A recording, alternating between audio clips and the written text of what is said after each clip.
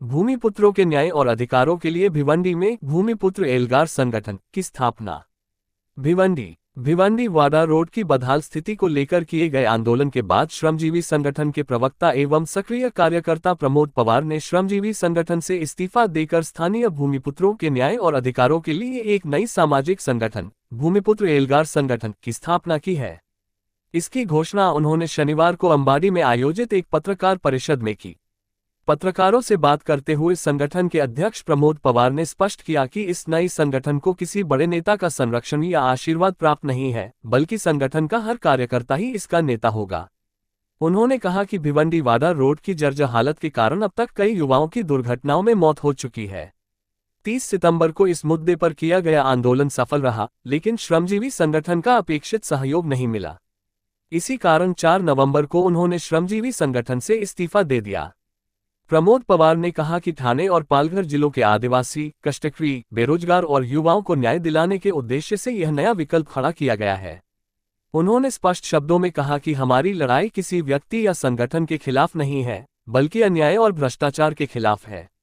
भूमिपुत्रों के लिए एक अधिकारयुक्त और सशक्त मंच खड़ा करना हमारा संकल्प है। हमें सत्ता नहीं चाहिए, हमें जनता की आवाज बनना है।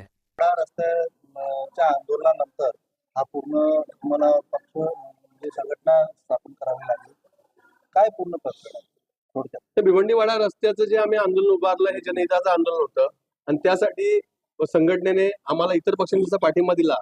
ज्या संघटनेमध्ये आम्ही 22 वर्ष काम केलं त्या संघटनेने आम्हाला पाठिंबा देणं गरजेचं होतं, कारण प्रश्न जनहिताचा होता, व्यक्तिगत नव्हता। त्यात पाठिंबा मिळाला नाही। पाठिंबा न मिळाल्यापेक्षा ते आंदोलन कसं चिरडलं जाईल असा काही लोकांनी प्रयत्न केला। संघटनेच्या काही खालच्या कार्यकर्ते जे आहेत, म्हणजे ज्यांनी भाऊंची दिशाभूल केली असं आमचं स्पष्ट म्हणणं आहे। भाऊंना चुकीची माहिती पुरवली आणि त्यांनी काही कार्यकर्त्यांना परस्पर फोन करून या आंदोलनामध्ये कशा पद्धतीने हे आंदोलन चिरडलं जाईल, दाबलं जाईल असा प्रयत्न केला आणि हे खूप आमच्यासाठी क्लेशदायक होतं, वेदनादायक होतं। त्यानंतर मग आम्ही काय केलं, आम्ही संघटनेच्या पदांचा राजीनामा देऊन आम्ही अलिप्त झालो। दरम्यानच्या काळामध्ये अलिप्त झाल्यावर अनेक लोकांनी आम्हाला संपर्क केला की तुमच्यासारखे हाडाचे कार्यकर्ते घरी बसणं बरं दिसत नाही। मग आम्ही दोनही जिल्ह्यांचा पूर्ण दौरा केला, प्रत्यक्ष जाऊन लोकांच्या भेटीगाठी घेतल्या, लोकांशी संवाद साधला आणि लोकांनी आम्हाला भरभरून प्रतिसाद दिला। आमच्याकडे लढण्याची उर्मी आहे। माननीय विवेक भाऊंनी आम्हाला लढाई शिकवली, संविधान शिकवलं, स्वातंत्र्य शिकवलं, अभिव्यक्ती स्वातंत्र्य शिकवलं आणि या सर्वसामान्य गरिबांच्या प्रश्नावर कसं लढायचं हे शिकवलं आणि त्या सगळ्या संस्कारांना, त्या शिकवणीला घेऊन आम्ही नवी वाटचाल सुरू करत आहोत।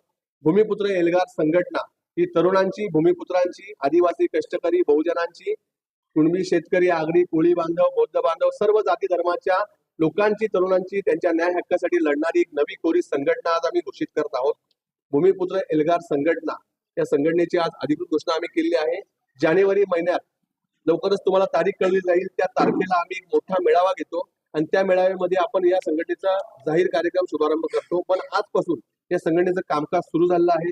संघटनेची सगळी कायदेशीर प्रक्रिया पूर्ण करून, नोंदणी पूर्ण करून आम्ही बाहेर राहिलो आहोत आणि ठाणे पालघरच्या प्रत्येक तालुक्यामध्ये आमच्यासाठी काम करणारी टीम आम्ही ऍक्टिव्हेट केली आहे।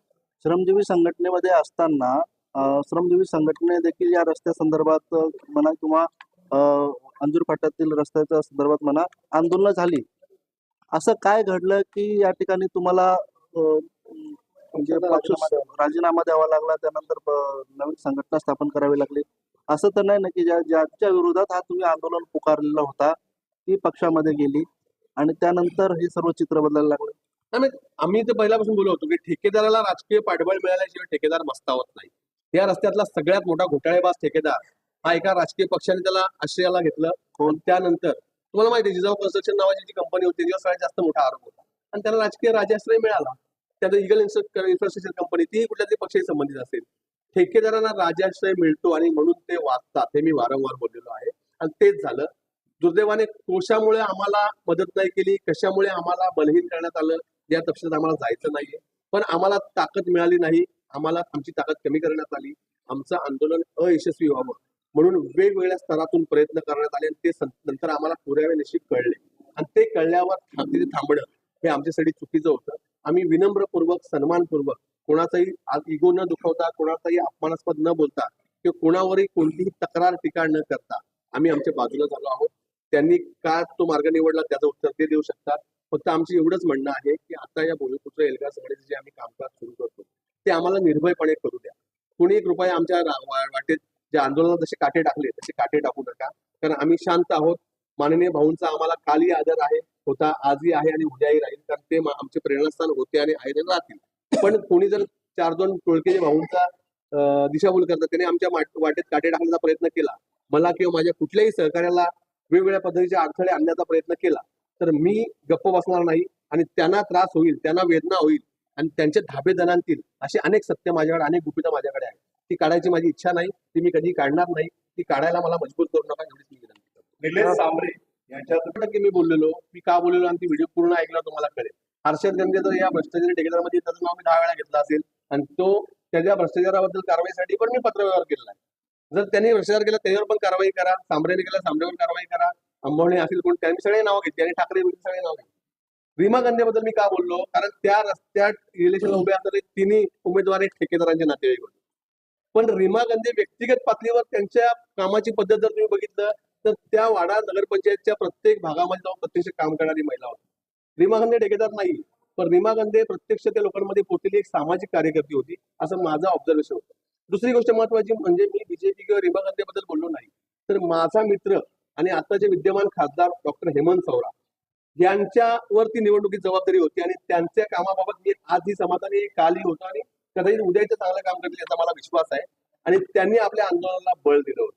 आपल्या आंदोलनाला ज्यांनी बळ दिलंय, जे आमच्या आंदोलनात आमच्या पाठीशी सक्रिय राहिले, भविष्यात भूमिपुत्र एल्गार संघटना त्याच्यासाठी काम करणार, यांना मदत करणार, तशीच मदत आम्ही हेमंत सवरा यांना केली. आमच्या परीने जे काही करता येईल ते आम्ही केलं आणि हे ते माझा व्हिडिओ हा फक्त डॉक्टर हेमंत सवरा यांच्या समर्थनार्थ होता. तर काय माहितीये का, जो 100-200 कोटी रुपये खोटे काढू शकतो, खोटी बिलं काढू शकतो, 111 कोटीचं सॅम्पल तुम्ही बघितलं की डायरेक्ट 111 कोटीचा खोटा डीडी बनवण्याचं, खोट्या सह्या, खोटे पत्र, खोट्या ट्रान्झॅक्शन हे जव्हारमध्ये प्रकार आला. तसंच आपल्या ठाणे जिल्ह्यात आणि पालघर जिल्ह्यामध्ये हे लोक वर्षाकाठी हजार कोटीचे घोटाळे करतात. त्यामुळे आमच्यासारख्या सर्वसामान्य गरीब पोरांना दाबण्यासाठी 2-5 कोटी खर्च करणे त्यांच्यासाठी काही मोठी गोष्ट नाही. आता ते कोणावर केले, कसे केले, कधी केले याचा शोध तुम्ही घेतला पाहिजे.